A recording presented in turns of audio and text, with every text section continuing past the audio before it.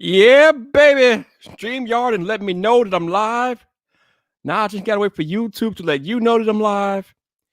And then we can begin tonight's festivity immediately into another edition of VypDrive. And there's the YouTube notification. So now all of you all know that we are live. Hello again. Hello again. Your boy is back with another week of podcasts lined up. Got podcasts lined up every day this week. So yeah, your boy is gonna be busy again. It is becoming the norm. This is becoming the norm. Having podcasts every day of the week. But yeah. It's not Friday of course, because on Friday nights I'm a little busy. But yeah. Podcast tonight, podcast tomorrow, podcast Wednesday, podcast Thursday. So yeah. We are getting it done. I'll give you all a couple of minutes to file in for those of y'all that want to watch the live part of the podcast. Other than that, we shall begin. Actually, did I say every day? Blah blah blah. That's right. Yep, it's true. Crystal White is in the building. Hey, Crystal, how you doing? How you doing? See, we got some lurkers out there. What's up, lurkers? Lurk squad in the building. How y'all doing? How y'all doing? Woo! But what's up? What's up? And people must be busy tonight. Either that or they forgot I was going live. I don't know. Well, they can get here later on when I'm getting stuff done. But oh, here we go. Here we go. We got my man Savage Greg out there. Greg Gadgets. What's up, Greg? Got Photo Fin, Digital Slang. All right, now the people have been notified. All right, the people have been notified. Okay, all right, let's go ahead and get this party started. All right. So, this is VypDrive episode 88. And episode 88 brings one of the most outspoken, versatile tech creators to the podcast. We are talking about Miss Shelly Save the Day. And she's about to save the podcast next. Because VypDrive starts now.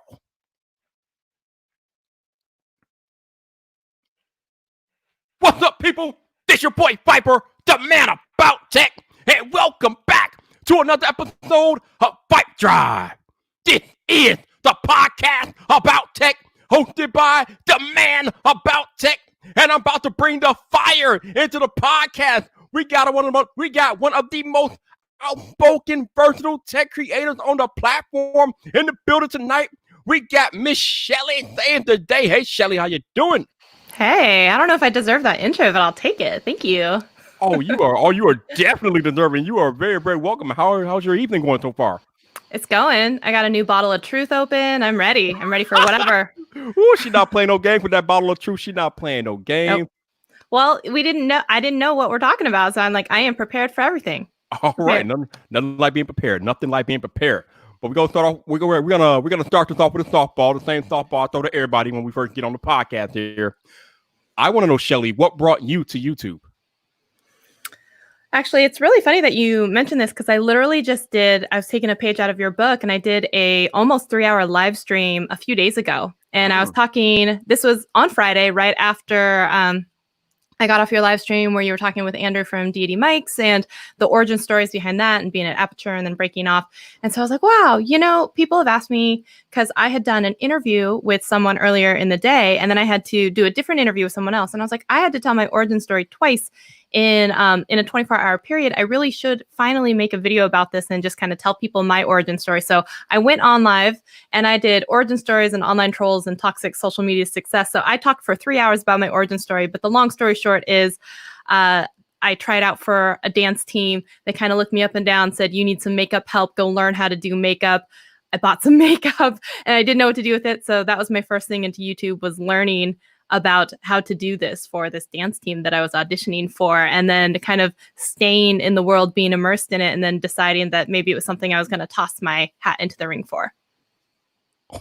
But if you want the rest of the story is on my Friday night live stream as well. Wait. We're not even waiting no time tonight. So let me get this straight, Shelly.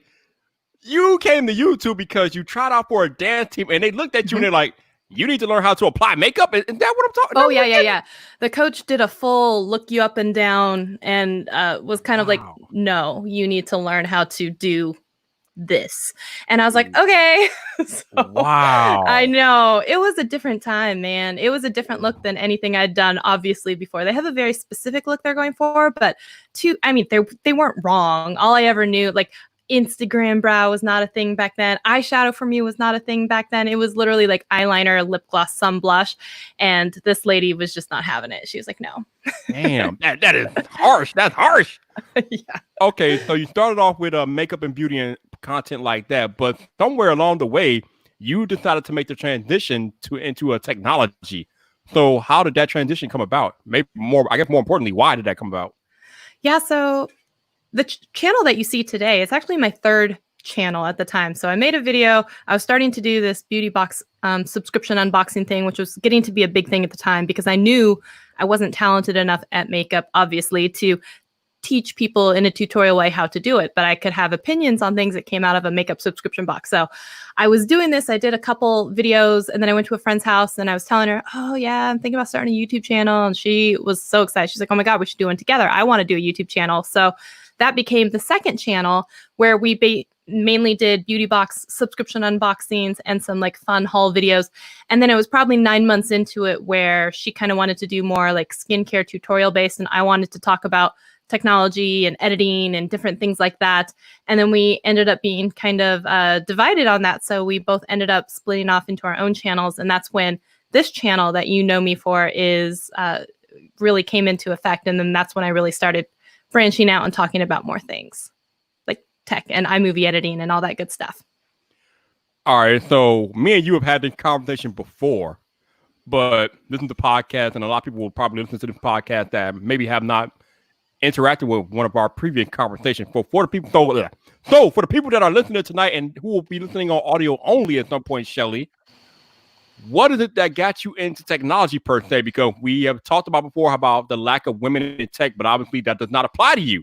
So we have talked about that a lot, and gosh, we got to talk about that more all the time to like everybody, because people need to hear it. I mean, more people need to hear it. I've always been into technology. My dad was always really into like kind of teaching me computer stuff, and it's always been a thing for me. So even like right out of college, I was working at a big box retailer in basically consumer electronics. I was kind of going through the different departments of the store and basically learning how to sell and do and be around all of this technology. And I remember actually at one point there was a fight that I had with my then boyfriend over like how large I wanted the home theater speakers to be. Like I wanted like these big ones, these clips ones. And he was just like, no, I want this. And yeah, it was a fight. I mean, it was a fight about this, but basically I've always been into technology, and I find it funny because a lot of the time when I was trying to learn about some of this stuff, there just weren't a lot of females to learn from. I'm not saying that there weren't any. I'm saying there weren't a lot, and even fewer than when it became, Asian females or whatever, slice of the pie that you want to start going down into. And it really bummed me kind of hard. And so I'm always a big advocate for trying to get females into technology, girls into STEM as young as possible, because a lot of the time we're told like you have to be good at science, you have to be good at math, just to be able to do, computer science. And I'm proof that that's not true, because I can still work in the tech industry. I can go to a year-long coding boot camp way after a career change. I can learn how to code. I can be involved in that whole community and still be just fine, even though math and science weren't my strongest subjects in high school or or in college. So I just feel like we send that message too early to them that they can't be part of, the STEM club if they're not really into that kind of stuff.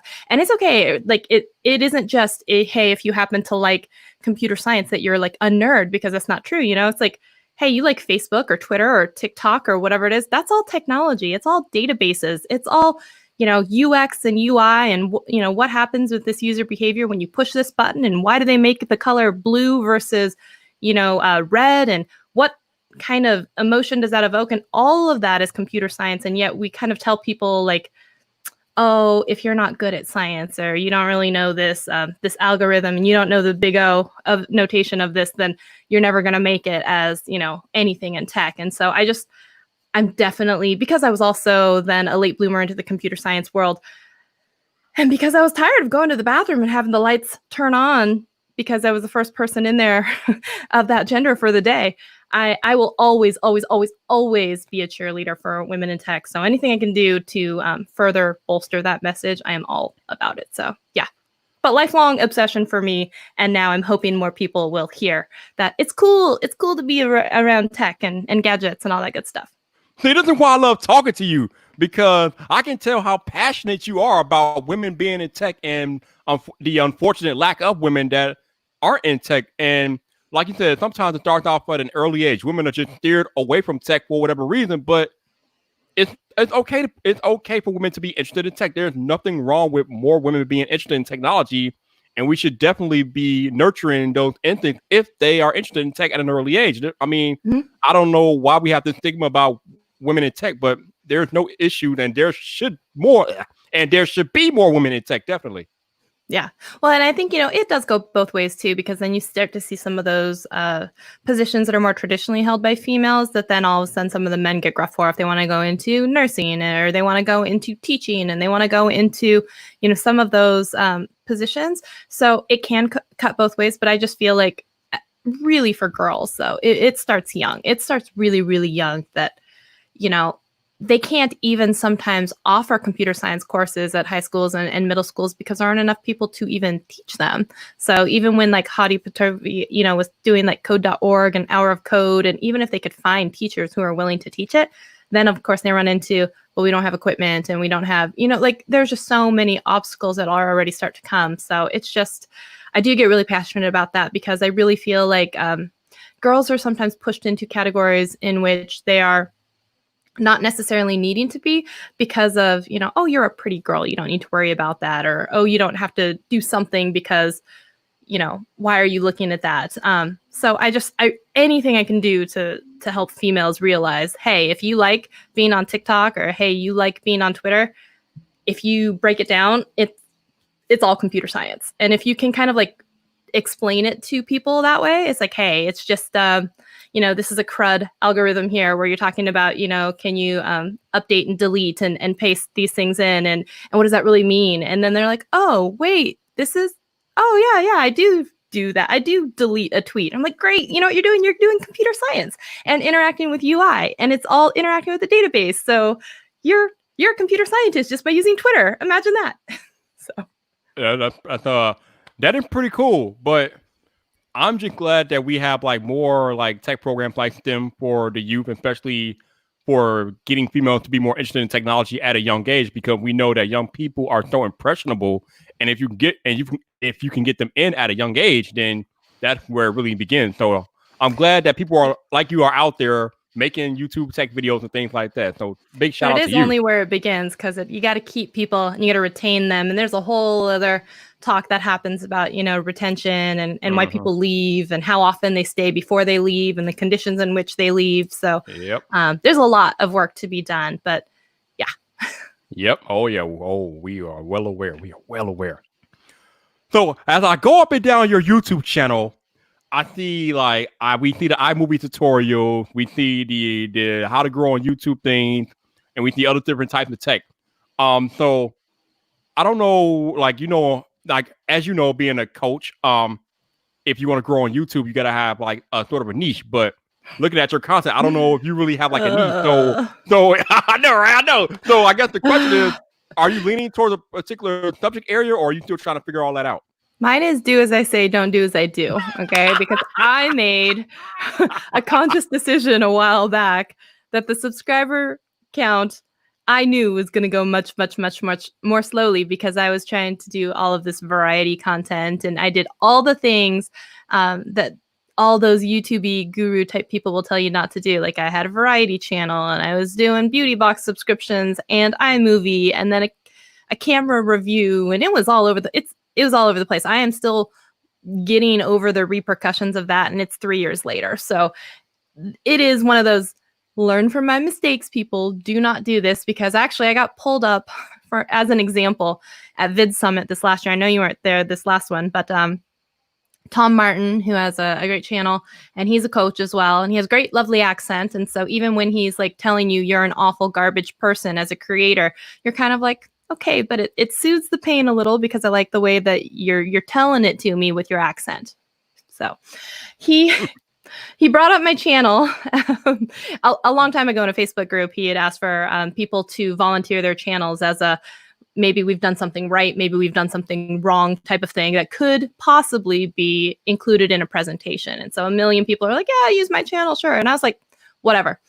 And he's like, well, I mean, I didn't have a ton of bad things to say, but I have a few. But I guess you'll have to come to my session and listen. And I'm like, oh crap, here we go. So I go to a session, and he's basically saying, really great job with continuity of thumbnails, and yay for having a channel trailer, and yay for having playlists, and yay for having a banner and all this stuff, right?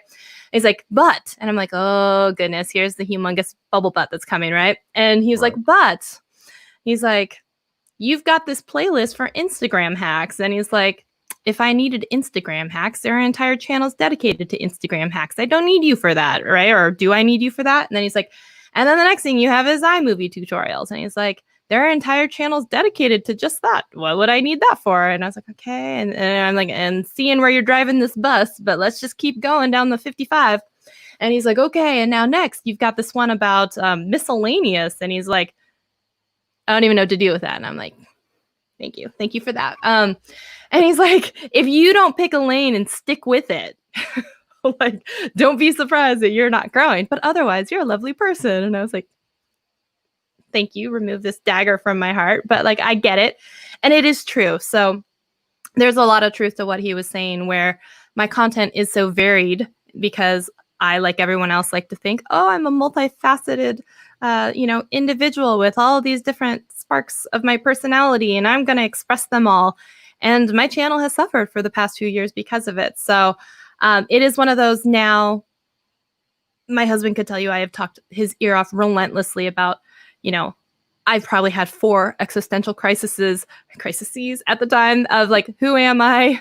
What is my place in the YouTube universe? Who am I actually helping? Why the heck do I even have a channel anymore? Like, should I just scrap it all and like not even make videos?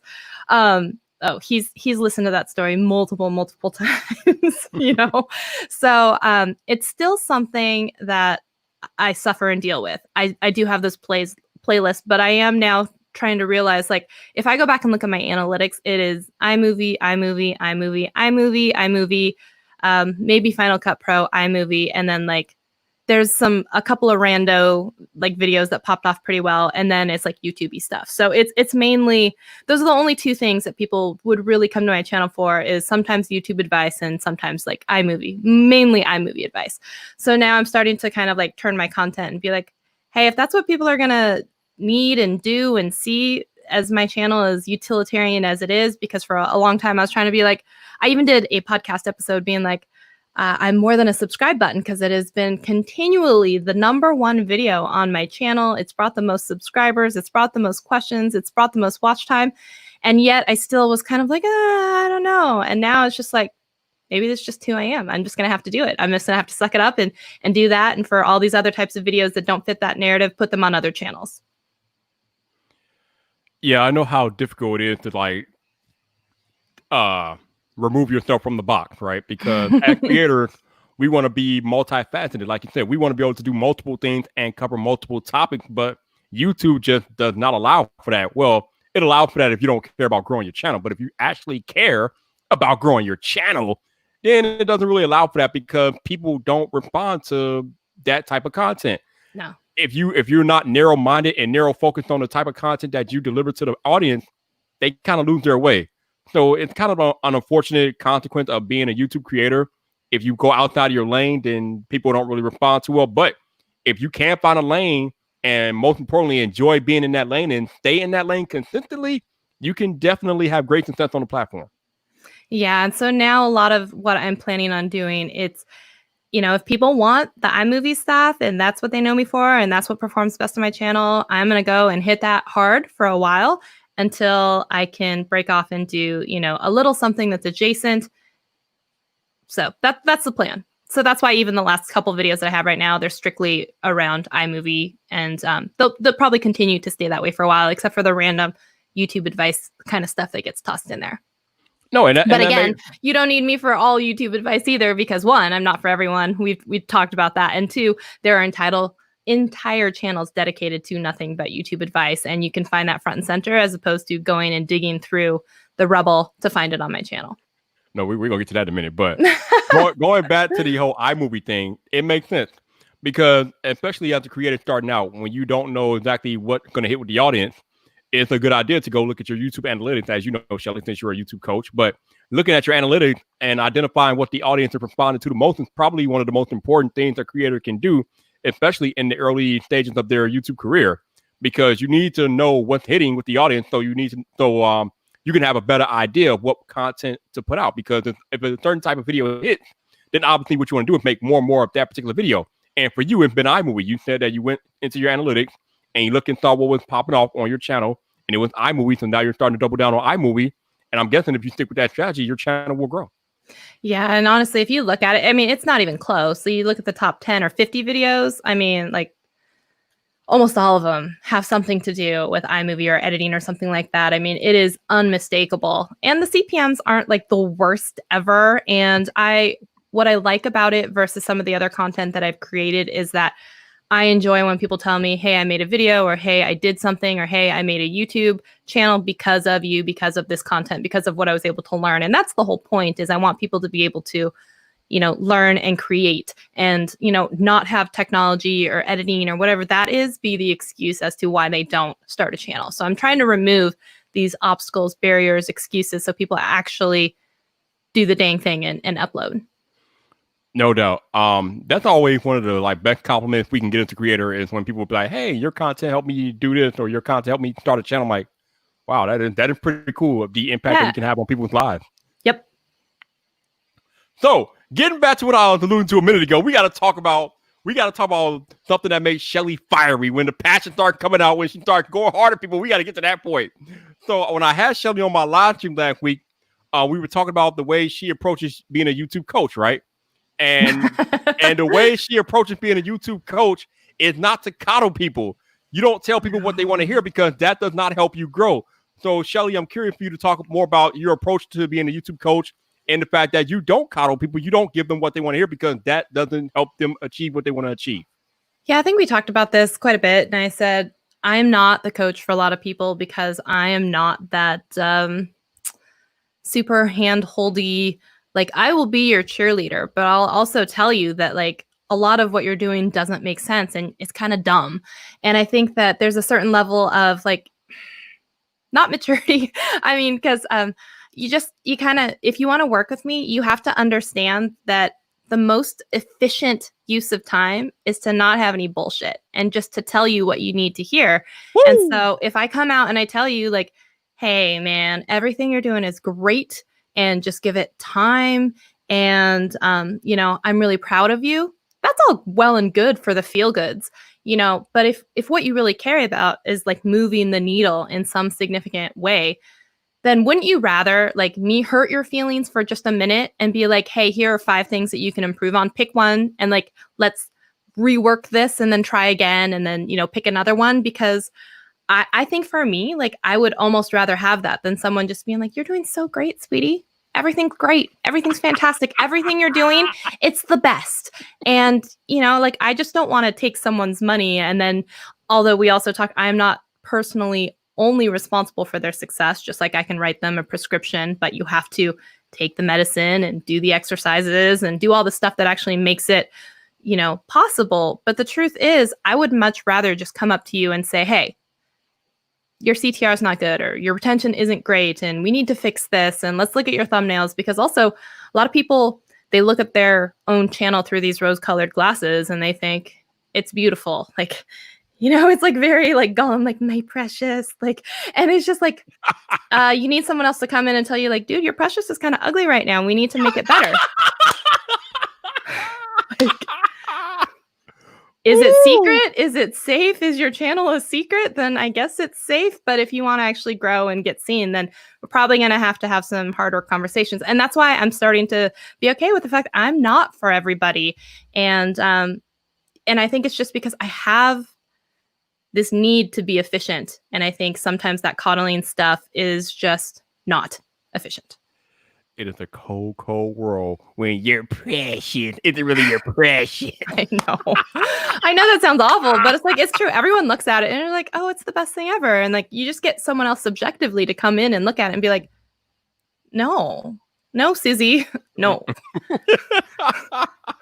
God, see, that's why I love you, because you're so ruthless and you don't care, man. You're not here to coddle people's feelings. You're here to get results. That's what's But up. the thing is, I do care. I care greatly about people's success, but like, I want to tell them ways that I think will actually help improve, not just give them a fluff answer that just makes them feel good in the moment.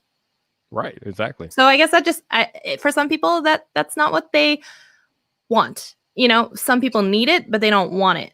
And they certainly don't want to pay for that, to have someone basically make them feel bad. Just like, you know, when you have a trainer, you've got one that's holistically being like, your mind, body, chakra is like needing to align. And the other one that says, put down the Cheetos, Steven, and give me 5 push-ups. And I'm just closer to the second one than I am the first one. Nothing wrong with that. Nothing wrong with that.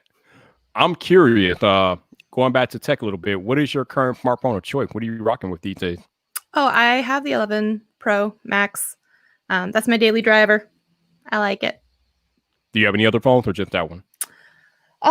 Okay, so I have a Pixel, like an original Pixel. Ooh. And the reason is because you remember that when you had the original Pixel, anything that you uploaded to Google Drive or Google Photos from that was free. Yep. So now I have it where, here's that computer science thing coming in, right? Basically, I have it where I can push a script and I have one particular file folder on my desktop, and I can drop folder like pictures and even video files and backup and all that stuff.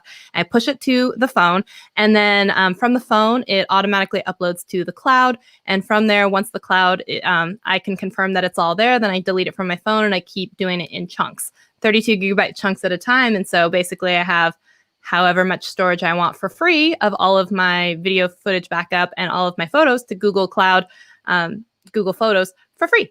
So that phone is very valuable to me, and I leave it hooked up to my computer at all times, basically for data transfer. So I have the phone. I don't use the phone except for that.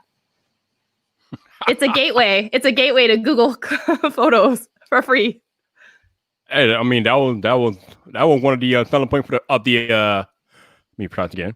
That was one of the selling points of the Pixel for the first 2 or 3 years of its existence. If you brought that phone, you got that free photo storage on Google Photos. They don't really do that no more, unfortunately. But and at whatever resolution. Yeah, right. So it was any resolution. And so not only that, but so like if you're recording 4K video, guess what? You can put it on my Pixel phone and it will upload it to my Google Photos, and that's all free. Yep. So. And like you said, that was one of the big selling points of the Pixel phone. Yeah. But going back to your iPhone 11 Pro Max, how are you liking your iPhone? I like it. I think the only thing that I really wish that it had a lot of the time is the dual apps. I just would love dual apps on iOS, man. I don't know why they can't make that happen. If they can make it happen on the iPad, why can't they make it on the iPhone? Now, when you say dual apps, you mean like the multi-window functionality where you run both apps side by side? Okay, yep. Yeah. Yeah, because I usually am watching YouTube and then doing something else. And yeah, I have YouTube Red, so I can have it like, but it's just different. Like I want both, you know, I want both. Yes, I agree. That would be nice. Having picture in a picture would be nice. Definitely. That would be welcome additions on iPhone for whatever reason we don't have at the moment. And I don't know why. Like I said, they exist on iPad, so they should exist on iPhone as well. Hopefully that will be coming to iPhone sooner rather than later, because that would be nice. Yeah, I did just get so the 2018 iPad Pro, and because I didn't feel like there was enough of an upgrade to get the 2020. Smart. But I bought it actually used off of Andrew Edwards. Ooh, okay. So because he's here like in the Seattle area too, so Right. I actually bought it kind of at the start of when everything was going crazy. So I ended up just like FedExing it to me, but it still worked out. And I have to say, I've been using that a lot so that I can use like Procreate, which is a drawing app, and I can't draw like for nothing, like not even a ruler, straight line. That like I can't. But I have been starting to watch a lot of YouTube videos from a couple of channels about how to do some stuff in Procreate, and I've been using it more to now make GIFs, whichever way that will not piss people off to say it. Yeah, because people, people are very specific about that.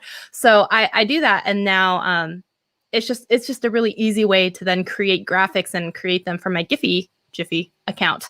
And that's been like a super fun side project. And like I'm now like up to like 9.2 million views. I even made one of D Nimmin the other day because he had me in his live stream, like one of my gifts where I'm like kind of doing this little boogie, and he put me on his shoulder. So then he was like doing the dance, and so I made him a gif of his own. And so I thought it. He's in my library now. I was like, hey world, don't say I never gave me anything. Here it is. Me and D. I was like, it's a dance party. No doubt. Now you said you got the 2018 iPad Pro. Which size do you have? So it's a 1 terabyte actually. I mean, but is it 11 inches or 12.9? Oh, it's a 12.9. Ooh, you got the big boy. Nice. Yeah, yeah. But I did also buy the the floating dock keyboard. I think it's you got the magic keyboard. You got the magic keyboard. I don't know why I ordered it, but it was like back ordered for like a couple weeks. So I actually ordered like a couple weeks ago, but they said I think it's supposed to be coming tomorrow. Nice. Yeah, I'm excited. You are going to love the magic keyboard. It's awesome. Yeah, I love that pass-through charging. That's really nice. So I'm excited about that. You know, the one thing I will say that I really wish that they had on iPad Pro. I mean, I love LumaFusion too. Don't get me wrong, but I wish they had a real Final Cut Pro app for iPad. I don't see why necessarily they couldn't. Even if it didn't have all of my plugins or anything like that. Like, I know that you can use it and drive it like sidecar as a second monitor. I've seen iJustine do that and all that stuff. And if you can already have all the functionality there, even though the processing is still kind of happening on your computer, obviously it can handle it on the iPad. Why can you not actually just give us the app? Even if it was like Adobe giving us like the watered down version of Photoshop, it's like, come on, give us something. Give us something. Because iMovie on iPad just isn't always cutting it, you know? I feel your pain. I have felt your pain for a very long time. I definitely feel your pain. There's no reason. There's no reason. Now with the processing power and like if I can, like I know Travis is also really into LumaFusion and you can do 4K editing and the render times are really fast. And I'm like, if you can do all of this in LumaFusion, why can you not figure it out for? Isn't that right? You know, I feel the same way as it relates to getting those iPad Pro features on iPhone. If you can do it on iPad, why can't you do it on iPhone? I feel the same way. But according to our buddy John Prosser, there is a possibility in the future for Final Cut maybe coming to iPad. I know, I would love that so much. Like you said, it'll probably be a watered down version of Final Cut. But hey, a version of Final Cut on iPad at this point would be very welcome. Yes. Long overdue. Like you said, I don't know why we don't have it yet, but hopefully sooner rather than later. That'd be great. That'd be great. Fingers crossed. Definitely. So you said that you got the magic keyboard coming maybe tomorrow or the next day. I think, yeah. Tomorrow, nice. Is there any other tech you're looking forward to acquiring here in 2020? I know it sounds so conceited when I say it, but it's like I can't really think of offhand. I mean, we all have our wish list of stuff we'd like, right? But like, there's nothing that I particularly need because, embarrassingly enough, we were trying to do this family reunion kind of like Zoom call, and we took a picture of. I was happy to take it from the couch downstairs. Okay, don't get me wrong, but all of a sudden we ended up taking it with like the 2 ring lights, the softbox, the 4 microphones, the 2 cameras, all this different stuff, and being like, yeah, just to take a Zoom call, and I was just like, yeah, that makes us sound kind of stupid and entitled. So if I really were to sit here now and be like, hey, you know what I'm really looking forward to, I would just sound pretty stupid. But I will say that new Sony camera, even though I'm not vlogging and leaving my house, I still want it. I still likes it a lot. There's still a lot of stuff going on with that I really, really, really, really, really love. Does that just make me sound like horrible? No, I don't need it in any capacity, but I want it anyway. And I said I felt the same when I got the Magic Keyboard thing. And I'm like, I've got the thing. I've got, like the keyboard folio, but like I want the floating keyboard. Like how entitled am I, right? Oh, like, damn that. You don't want it. You need the Magic Keyboard, damn it. You need it. I know. Now that I have permission, I was fully capable of just being like, yep. And it's funny is because it took me, even when I bought Andrew's iPad and I bought it used and everything like that, like I probably didn't even need that because I had it was like 3-4 years old, that old iPad Pro, like one of the first iPad Pros that first came out with first gen iPad pencil and everything. And truth be told, I don't use my iPad enough to say that I even needed the upgrade that I got. But once I got it, it was just like, this is fun, because tech is sometimes, it's just for fun. And I know it's kind of like a dangerous sometimes thing to sound so materialistic and be like, I just want it because it's fun. But I think amongst this crowd of people, I think, just like, does El Jefe need another pair of headphones? No, but he likes them because they're fun, right? Yeah. And it's also content for him. But like, nobody probably amongst us needs anything new. We all could make do with what we have. It's just everything is just an enhancement of fun. Absolutely. I guess that's the best way to put it. Of course. So I'm actually wearing a pair of Soundcore Q10s on my head right now, and these are my second pair. My first pair was the red and black ones, but my man El Jefe let me know that they just released this all black pair like a couple of days ago. I'm like, all right, boom, ordered it. And you're like, right, you didn't need it, you wanted it. Exactly. I didn't need them. And I think it's okay sometimes that we want tech because it's fun. And I think someone shaded me in one live stream where I was unboxing that iPhone that I got. And so that's like a year ago or something. And I was just like, I haven't gotten a new iPhone in 2.5 years. I skipped the last upgrade, which for me or something, usually, most of us in maybe say the tech space might get a new phone every year, or even less than that if you're reviewing phones. You get a phone, you sell the phone, review the phone, whatever. And so I remember being like, am I supposed to feel bad that I wanted a new phone and I got a new phone? And I just remember like, how do I respond to this? And I was like, here's the thing. It's like, yep, I waited 2 years, and I waited until I saw enough of an upgrade that I felt it was worth it. And I was like, I hope that when you see an upgrade that you feel is worth it and you can't afford to get it, that you also purchase one and you feel good about that. Stop crapping on me for feeling good about making a purchase for myself, because I can. No doubt. I mean, and you shouldn't feel bad for buying something if you can afford it and you can get it within a lawful means. There's no reason why you shouldn't get it. If you want it, go get it. I mean, the problem is, especially with our current state of affairs and things like that, someone is always going to have a problem with what you do, regardless if it's their business or not. And 99%, that's so true. And 99% of the time, it's none of their business. But and it's nothing to really do with you. They're just mad, and they see an opportunity to really take it out on someone. Exactly. You are just a punching bag that happens to be available for them because they don't like something. Basically, I think it's more of a form of jealousy more than anything. They were mad. They wanted a phone. Yeah, because they were like, I haven't gotten a new phone in 4 years. And I'm there you go. I'm sorry. They think not everyone is in the position to get a phone every year or every 2 years or 4 years. I understand that, but it doesn't mean that I can't be excited about the one that I got. Mm-hmm. Right? Absolutely. Again, like somebody sees you doing something that they wish they could be doing, but for whatever reason, since they can't do that, they want to project their anger at you because you're doing the thing that they want to do. And there's a lot of like disingenuous people out there like that. They will direct unprovoked anger at you just because you're doing something that they wish they could do. It's just like, dude, go do what you gotta do to get it done. Like, stop hating. Yeah. It's simple as that. Stop hating. So I'm curious, since you have the 12.9-inch iPad Pro, do you use it for anything else besides Procreate? Well, I mean, I still use it, like for everything from, watching YouTube or like writing out like script points, ideas. I used it to make slideshows for, I did a presentation for this like Northwest Justice lawyer present. Like I did most of that on my iPad, even though, I have my computer that I can use. So, I mean, I still use it for a lot of stuff. Yeah. But the design stuff has been, I used to even do most of my GIFs inside of Keynote for a while. I did them all there on my iPad. Yeah, I love using my iPad. Right now I'm like binge watching Buffy the Vampire Slayer on it. I've never watched that show. Oh, really? Really? I know, right? Crazy. Okay. No. I used to have like the box series of them. I still do, like through like seasons, I think like 6, and then even like the first 4 seasons of Angel, when David Boreanaz broke off and had his own like spin-off. So right. I was big into that show for a very long time. Yeah, I know the show's like a big cult hit, so I've been binge watching that. I think right now I am approaching the end of season 2. So obviously I think there's like 7 seasons. So yeah, I'm just getting into that. But yeah, I'm watching all that on my iPad with my Soundcore. You haven't even gotten into like Eliza Dushku and like, you have so much to go. You have so much ahead of you. So much heartbreak. Oh God. I can't even get to it. Like I can't even, because I don't want to spoil it for you, but there's some stuff that goes down with her and Angel that just. Yeah. Yeah, It still hurts years later, man. some crazy stuff going on, definitely.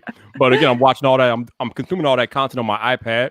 I use my iPad for creating my YouTube thumbnails. I use it for consuming media. Like I just use it for practically everything, and I have the Magic Keyboard, so I'm tweeting with it too. But I mean, the iPad is such a multi-purpose device, and it's so powerful that it allows you to do so many different things, even if it doesn't have like the pro level apps like Final Cut Pro and Logic and things like that. Most normal people can use the iPad Pro for pretty much all their internet needs. It's such an amazing device. It's an incredible device. Yeah, I think so. I think a lot of people could use an iPad a lot more easily than they could and afford one more than they can like a new computer. And I love like all the apps from the App Store that make creating so much like easier and fun. Yeah, you could totally get by with an iPad instead of a computer. Right, definitely. Yeah, I agree. Now for me personally, like I tell people, the iPad can replace my computer because I have Final Cut Pro and all the plugins like Shelly. And I need my MacBook Pro to do my thing, but I mean, if I'm on the go, then I'll just take the iPad and like rock out and be perfectly happy. So iPad is definitely legit. So Shelly, upgrade, baby. That's right. So Shelly, we're currently in the middle of a global pandemic going on. It's been going on for a couple of months now. Yeah. How are you holding up? To be honest, it hasn't been for a lot of it that much different than life before because I didn't really leave the house a lot. I mean, it's really not that much different, but I have been home since basically the beginning of March. And the only time I have really left is when I went back home for a little bit because unfortunately my father passed away. And like, that's it in the 3.5 months or something like that. So we have just entered in like the Seattle, Washington area, kind of like phase 1.5, not quite phase 2, but phase. So there is starting to be some of the less restrictive stuff happening. And so if I wanted to, I could go out a little bit more, but it's definitely, I think for some people, it's been way more isolating. And as an extreme introvert for myself, even I have sometimes started to feel some tinge of like, people, I think I know what they used to look like. I think for the people who are definitely missing that, it's probably a lot harder for them. So I feel definitely bad for them. But for me, it's been kind of fine. Transitioned to work from home. The dogs are super happy about it. They get extra belly rubs. They think it's great. I don't think they'd want me to go back into the office now. So it's been fine. How about you? How's it been? I'm a lot like you. I used to go to an office 9 to 5 and things like that. But obviously, since the pandemic began, I have transitioned into working from home. Fortunately, I have a job that allows me to work from home. So I've been doing that pretty much since the middle of March. But other than that, my life hasn't really changed. I mean, other than going to work, I don't really go out much. The only time I go out now is to pretty much buy groceries. And I'm buying groceries and coming back home, and that's pretty much it. So that's my husband has been the one to buy groceries. He goes out every 2 weeks because he's, like, I'm a child. I will touch everything, and he can't trust me to, like, not bring all the germs home. So I make a list and I put it on a piece of paper, and like he dutifully goes out and disinfects everything. And like, apparently I can't be trusted. So I know I shouldn't be laughing, but I just find it hilarious that your husband has your own grocery ban. Like he can't trust you to go to the grocery store because you'll touch everything. That's crazy. And it's not that I'll touch everything. It just more than the things that probably you're purchasing. I guess I don't know.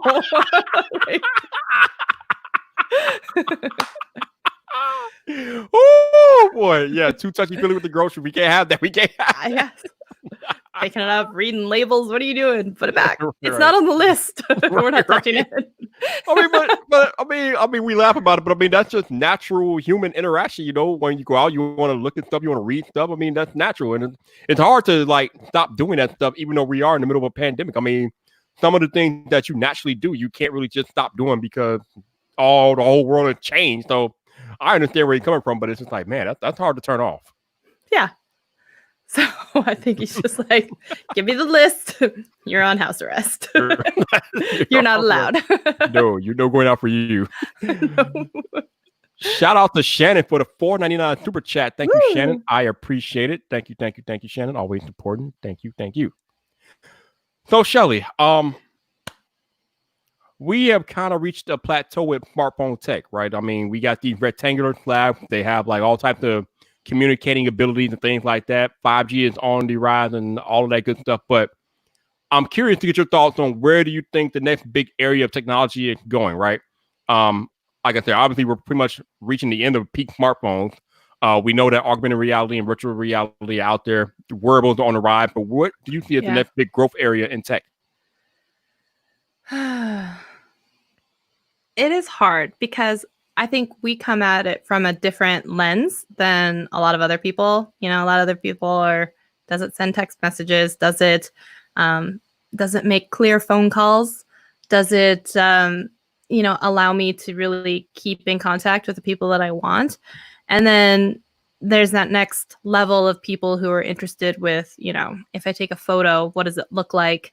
And then there's that next level of people that are like, if I take a video, what does it look like?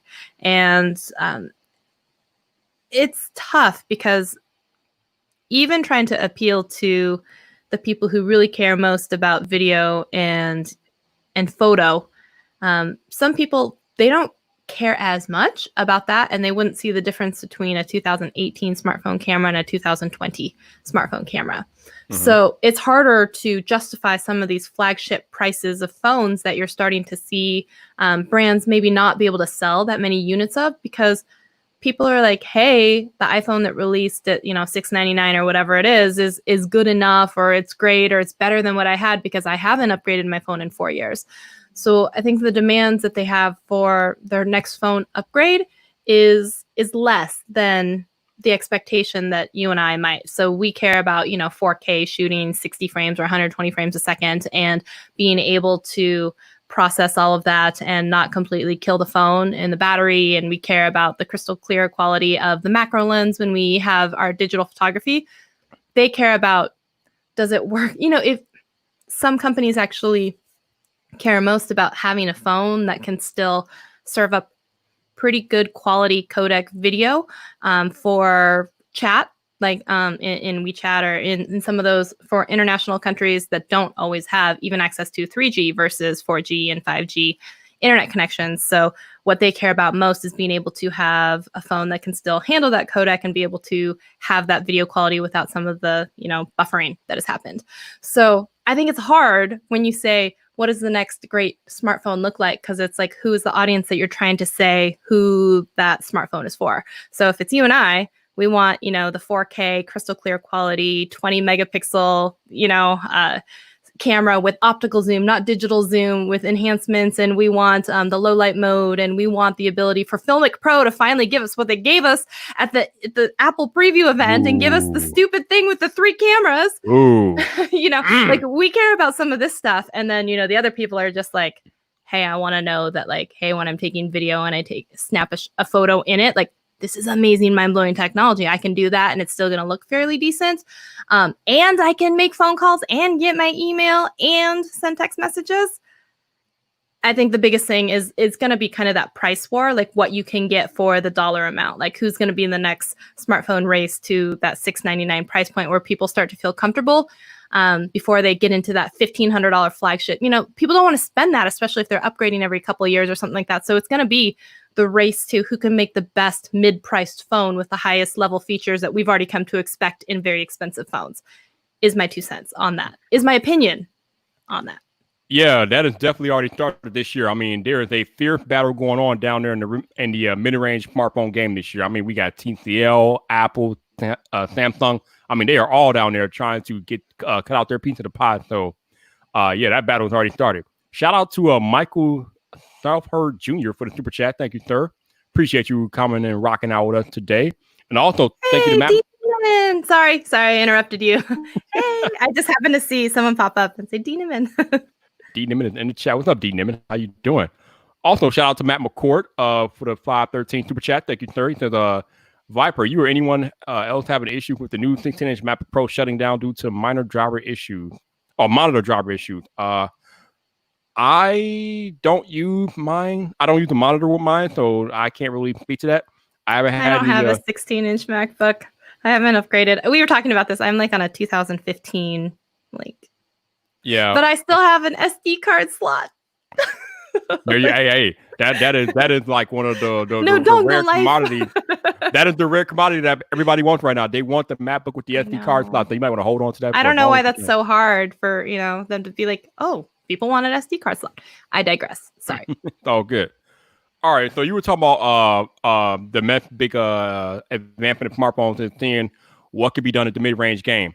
But I'm curious. Only because I just don't think that the flagship thing is working out for people. I don't think that spending $1,500 on a phone is not alone feasible, but at the rate in which people upgrade, the quality, like I got my hands on a Samsung S20. I was playing with it and I'm like, first of all, it felt slippery. I didn't like it. And like, I didn't think the photos were so outstanding that I needed to like even consider for a second giving up my iPhone. And I was just like, nope, not for me. And then being like, oh, and this phone is $1,500, something like that. Like, no, big fat no. Right. Yeah. So, yeah, like you said, there's not but much I'm even a phone enthusiast and I'm still like, nope, big nope, big nopity nope. You know, I mean, but no something like that. I mean, especially from year to year these days, the upgrades are incremental at best. But like I said, I'm curious to get your opinion on where we go after smartphone. Where do you think technology is going once we're done with smartphones? What do you think is the next big frontier for technology as a whole? Oh, that's tough, man. Because I think that people are also starting to get to the point where like the phones are, they're too big. You know what I mean? Like phones are too big now. And it's still then coming back to, well, you can never satisfy everyone, but I almost feel like the biggest things that are going to rock, like the iPhone, you know, is going to be like in the iOS with like multitasking and, you know, like the addition of things like Final Cut Pro on iPad or something like that. And like some of those apps. And then the things like, it's so weird because I don't think it's necessarily about the hardware itself, but the capabilities of the OS and the software.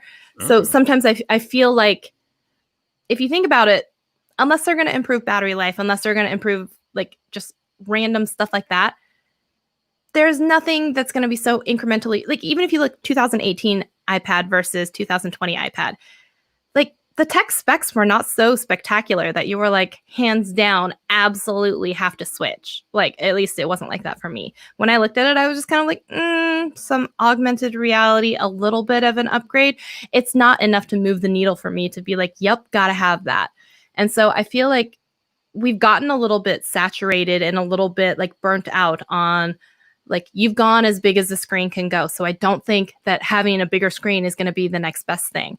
I think it's really going to have to be, and coming down to not only the price, but the capability of what it is going to be able to do for you. And that isn't also going to be dependent on the hardware. Sometimes it's just going to be the apps that are being created for it. I think a lot of the stuff is you're starting to see so many of those subscription-based model stuff because they know that the hardware itself isn't making them very much money anymore. So then you start to see like, you know, Apple Storage and, you know, Apple Music and Apple TV shows and, you know, all of these things that are now subscription-based modeling, because if you think about adding incrementally the amount of money that you get to have versus someone upgrading their equipment, but you have all the people on however many years back of OS that are still able to get all of these subscription model services. And yeah, you can keep taking photos and videos all you want and keep them stored in the cloud for $3 a month. There's going to be so much more, I think, money and profit when it comes to some of those like services than when it comes to the hardware itself. So I feel like a lot of the next best stuff isn't going to be necessarily about the differences in the hardware because they're going to be so nominal at best for the upgrades. It's going to be about who's going to give you the most bang for the buck when it comes to like price. I really think price is the next big thing because we've all seen like VR, you know, like they're not even going to have was it Oculus or whatever it is, like in a year or something like that. They've already like shut it. Is it Oculus or whichever one is like shutting down? They're not even going to have that. So everyone who was on the whole boat of like VR is the whole only holy grail. And I'm like, they're not even going to support that in a year. So what are you going to do with all of your stuff that was only built for that? You know, I mean, I feel like they've kind of given up on the VR thing. The AR thing is still kind of like, it's still there. But I really feel like so much of it isn't going to be about the hardware. It's going to be about the services that are all interconnected with that piece of hardware. Yep, and I think evidence to both of your claim points to Apple. We've seen Apple transition over to services in the last year or so because they know that hardware sales are on a decline and they have to figure out another source of income. So we are seeing all these new Apple services pop up, and that seems to be where they are going. I wouldn't be surprised if, like, in a few years or so, all of that Apple Watch health monitoring type stuff is then going to be rolled into an app that is going to be like coinciding with your doctor's office, and like having like people be able to monitor that stuff together and send, those kind of statistics to your doctor, and, and figure out the HIPAA thing. But like, I could see people start to do stuff like that, interconnected, like apps, software / into your daily life in different ways, if that makes sense. Yeah, definitely. I think as we go further and further more into technology, it's definitely going to get more personal and more relative to individuals as a whole. So you are definitely correct about that. Shelly, great conversation. Thank you so much. Yeah, thanks for having me. This was way easier than I thought. I was prepared for the big guns. I had no idea. So this is a walk in the park. No, these are casual conversations. No crazy stuff going on here. Before we get out of here, Shelly, let the people know where they can find you. So I have a YouTube channel. You can find me at Shelly Saves the Day, YouTube advice, and iMovie tutorials. And then a lot of the time you can find me. I like to hang out on Instagram. I like Instagram. It's my jam, even though you wouldn't know it because I have a very, very small curated following over there. I love Instagram. No doubt. For those of y'all watching live on the YouTube, thank you very much for watching live. I appreciate you guys. For those of y'all that super chatted and everything like that, thank you for super chatting. I appreciate you guys. If you want to support the podcast, you can super chat. You can become a channel member, or you can buy me a coffee if you don't want YouTube to take a 30% of your super chat donation. All those links are in the description. So thank you again. For those of y'all listening on audio only, thank you for listening to the podcast this week. I appreciate you guys rocking out each and every week with your boy Viper. So thank you so much. If you would like to support the podcast, please check the show notes. The link will be down there for your convenience if you want to do that. Also, if you happen to be listening to this podcast on Apple Podcasts, please consider leaving a rating or review as it helps more people discover VypDrive, and that is exactly what we want. So thank you. Again, thank you to Shelly for joining me tonight. I appreciate it. Tomorrow night, no problem. Tomorrow night at I think 6:30 Eastern, we have Romina coming on to the podcast. So make sure you come back for that tomorrow night. Get your tea ready. Right, get the tea ready because maybe she'll help you spill it. You never know. But until tomorrow night, people. Actually, no, I should probably say next time. But until next time, people. This your boy Viper, the man about tech. You know where to find me. So come back for more.